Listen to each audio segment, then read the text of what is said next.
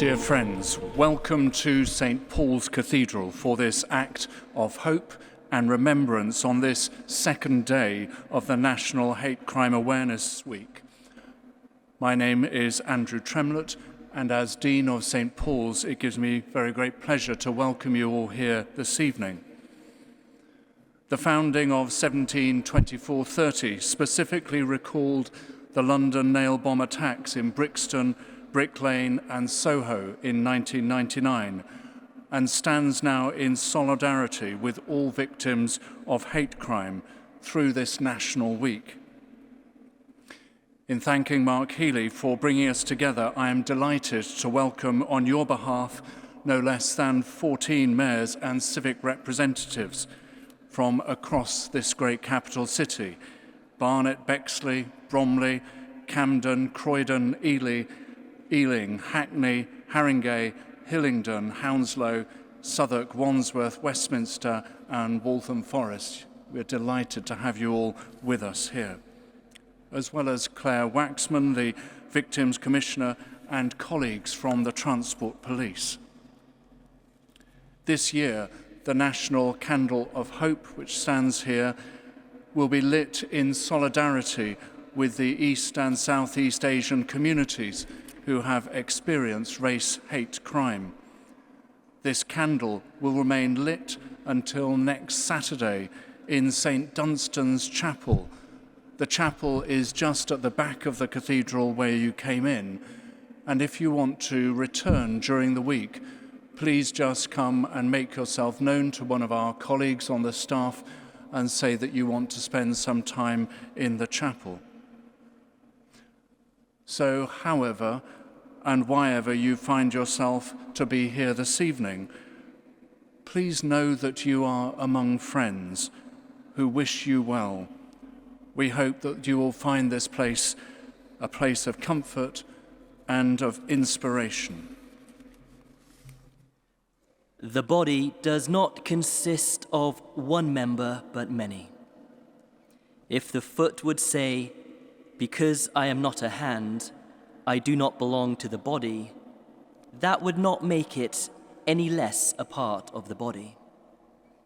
And if the ear would say, "Because I am not an eye, I do not belong to the body," that would not make it any less a part of the body.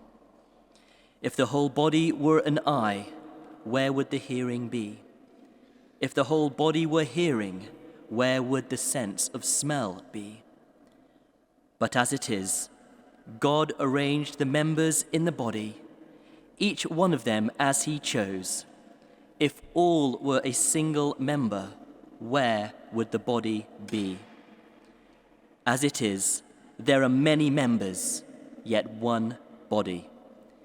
If one member suffers, all suffer together with it. If one member is honored, all rejoice together with it.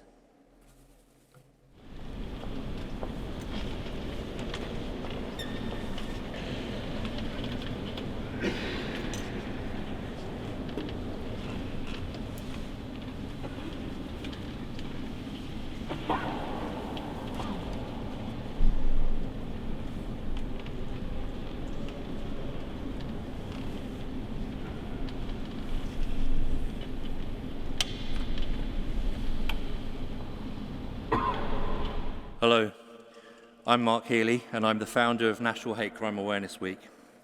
I want to thank you all for joining us in St. Paul's today. Looking at you, I recognise family, friends and people that I've worked with over the last 11 years that we've held this important act of hope and remembrance at St. Paul's Cathedral. I see many new faces. I want you to know how good it is to see you too. I welcome you to be part of our national movement to tackle hate crime across the UK. Today, I'm proud to work with CARG, the Campaign Against Racism group that was formed during the pandemic to address the racism that is still being experienced by East and Southeast Asian communities. I hope we can help raise the profile of their important work. There is a new hate crime advice and support service that has been set up to support East and South Asian victims of hate crime. It's called On Your Side, and you'll find an advert promoting its service in the brochure for today's Act of Hope and Remembrance. It is up to all of us to work together to ensure there's no place for hate in our communities. We need to spread a message of hope. H, for hate crime awareness. We need everyone to know what hate crime is and how to respond to it. O, for operational responses. A police term, we need to work with the police to improve the way that they respond to hate crime incidents, and we need to ensure that our own communities, our loved ones, know what to do if they experience hate crime. P is for prevention. We must learn from what has happened before and share that knowledge so that we can prevent further hate crime incidents and attacks on our communities. And E is for engaging everyone. To bring an end to all forms of hate crime, we need to get everyone around the table. Representatives from the authorities, the government, police and councils, key partners, business and voluntary sectors, and all the communities affected by hate crime. This is one of the reasons why we invite statements of support from across the social and political spectrum. I'm sad to say that there are still some statements that we would expect to receive from the Prime Minister, the Leader of the Opposition, and the leaders of the other political parties that are outstanding. I think of MP Joe Cox, who was murdered in 2016, and MP Sir David Amos, who was murdered during National Hate Crime Awareness Week last year. Surely every politician should be striving to bring an end to hate. Surely every politician should be providing us with a statement of support.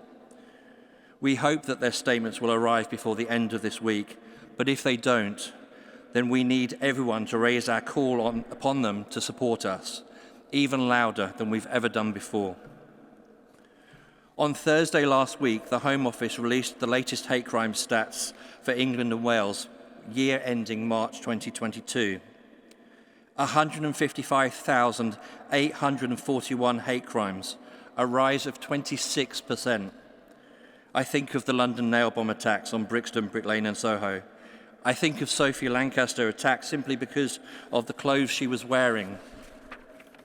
Race hate crime, 109,843, up 19%. I think of Altab Ali and Stephen Lawrence, who lost their lives in racist attacks which happened years ago. I think of Johnny Delaney from the Roma Gypsy traveller community, who was attacked because of the community he belonged to. Faith hate crime, 8,730, up 37%. I think of Mohammed Salim, who was murdered on his way home from prayers. Homophobic hate crime, 26,152, up 41%. I think of Nick Moore and his family and friends killed and injured whilst out celebrating in the Admiral Duncan in Soho. I think of Ian Bainham walking through Trafalgar Square, whose death inspired the London Vigils Against Hate Crime, which evolved into this National Week Against Hate Crime. Disability hate crime, 14,242, up 43%. I think of Fiona Pilkington and her daughter and the abuse they suffered for too many years. I think of the disabled people mentioned in the first Hidden in Plain Sight report. Transphobic hate crime, 4,355, up 56%. I think of the hundreds of candles we light every year during Trans Day of Remembrance on the 20th of November to remember them. These hate crime figures are shocking. Every figure represents someone from our communities who's been a victim of someone else's hate or prejudice, someone we love, someone we care about. We have the right to be angry, but we must channel our anger to make sure that we change things for the better. We do not want to fuel hate and make things even worse. These figures are shocking, but hate crime is still underreported, so we should expect these figures to rise even further. We need to keep a watchful eye on the government and make sure that they don't tinker with the system to discourage people coming forward. The good news is that so many people are reporting hate crime, which is what we need them to do, despite everything else that is going on in the world, despite the pandemic, despite the war in Ukraine, despite the cost of living crisis, despite the threat to the future of our wonderful planet, despite underfunded services, despite low sanction detection rates, and despite some appalling outcomes. I think of 4 lives lost. I think of Sarah Everend. It's up to us. It's up to us. It's up to all of us to ensure that their voices are heard, to ensure that their cases are properly investigated, to ensure that they get the best advice and support that they need. It's up to us to ensure that we hold the authorities to account, to ensure that all key partners play their part, to ensure that tackling hate crime and prejudice is a priority on the social and political agenda. It's up to us to bring people together like we are doing today and during this week, to keep on saying there's no place for hate in our communities until the day comes where we can all live in peace and harmony together. That day is getting closer, thanks to you and people like you. Together, we are already making a difference. Let's continue to do so. Thank you.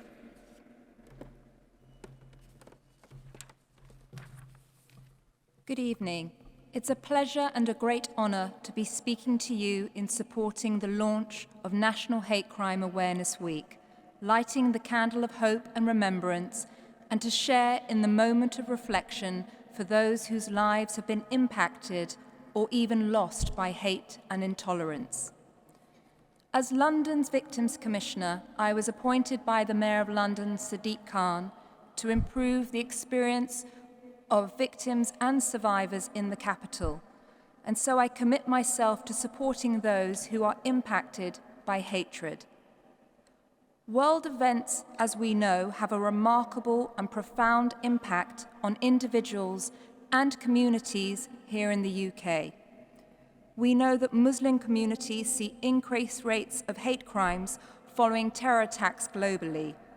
There are marked increases in anti-Semitic hate crimes following conflict in the Middle East, and East and Southeast Asian communities have suffered significantly through the COVID pandemic. So much so, as Mark said, a new free national 24-hour helpline called On Your Side was set up in response. As COVID upended our lives, those of Chinese descent faced a double threat. Not only were they grappling like all of us to avoid the virus itself, but they were also and continue to contend with growing racism in the form of verbal and physical attacks.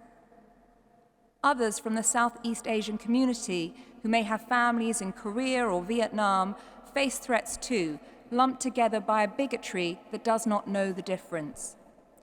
People who already hold views feel emboldened not only by these events themselves, but by people in positions of power who use their platforms to spout hateful rhetoric.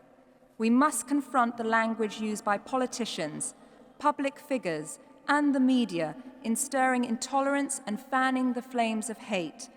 We must also ensure that education is central to our approach, allowing young people to grow up in a more tolerant and accepting society. Identifying and countering hate crime and extremism is a priority for the Mayor of London and for myself, enabling us to support hate crime projects in every London borough. We have an excellent service for victims of hate crime in London, provided through the Catch Partnership, made up of a range of organisations supporting all those who are affected by hate, including Gallup, the Monitoring Group, CST, Tell Mama, Choice in Hackney, Stay Safe East, and Real. Hate crime victims often have complex needs, and we know these are best met by specialist providers who are part of the same community and have a better understanding of the history, culture, language, and experiences that victim has had. I recently held roundtables with Black women impacted by violence, and one of the key takeaways from this roundtable was the need for services that are to be trauma-informed but also culturally competent and aware. This recognition of culture and trauma also needs to extend to the police and the wider criminal justice system to ensure that victims of hate crime are properly supported and that hate crimes are treated with the severity which they deserve. Working with people who have such a passion and dedication to supporting others has been of great inspiration to me in continuing this vital work. I want to thank Mark Healey and others who not only supported today's events, but they dedicate themselves to being there for others and for tackling hate. Together, we will overcome hatred. Thank you.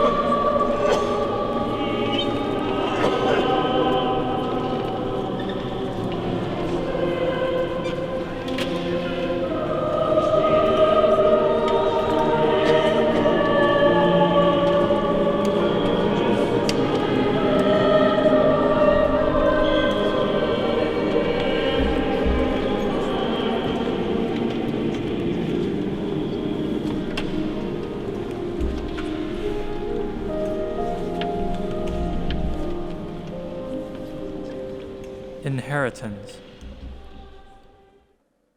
My father never said I love you, but gave me his name. Like any word, I carry it on the border of my tongue, its wide, flat sound opening like a book revealing its wings. Yip, leaf. I wonder if it means I'm destined to fall from decrepit trees into another century where the father of my father, half-dazed with beer, beat him with the blunt end of a wire hanger. This is how a leaf bruises. Now I see the wound of autumn, the fist hurled against my mother's face 3 years into marriage. It was her who sculpted the body of my name, John, to move forward against the pull of fate, the failings she witnessed, and white, rare type of jade, like the bangle clinging to my mother's bleached wrist, worn on the left, so it is closer to the heart. When I was 6, I saw a leaf crushed on stone-cold steps to the columbarium, where I watched my father kneel before faces estranged by time, thin wisps of incense smoke, our only thread to the dead. Have you ever heard a man weep in the language of his past? It is summer. The trees are remembering green again. I root myself in this life, the only life I know. A son who has not yet learned his lesson of how to grieve or why.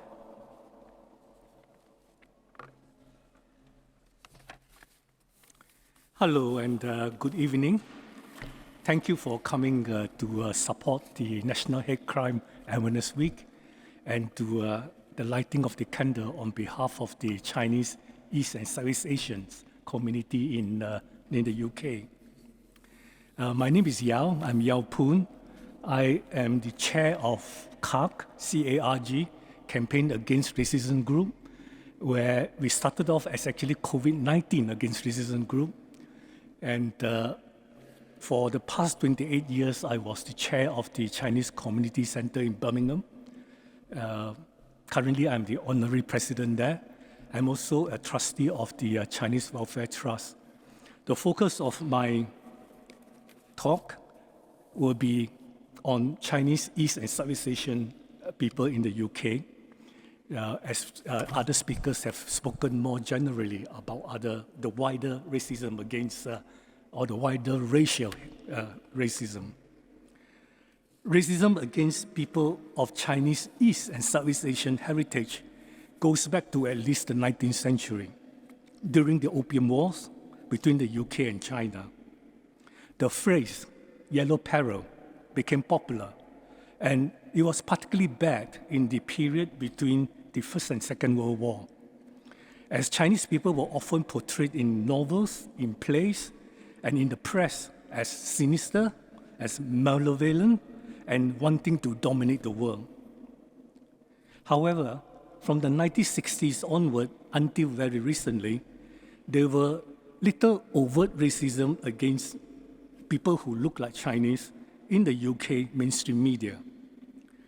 But the tone was always there.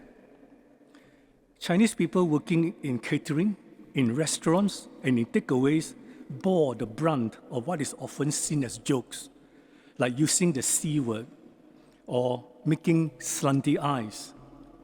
And most Chinese children, East and Southeast Asian children, in schools have also experienced harassment and or bullying. When the COVID-19 pandemic began in early 2020, the impact was immediate in Chinatown, across the country, as businesses reported reduced number of customers. And then as the pandemic spread in the UK,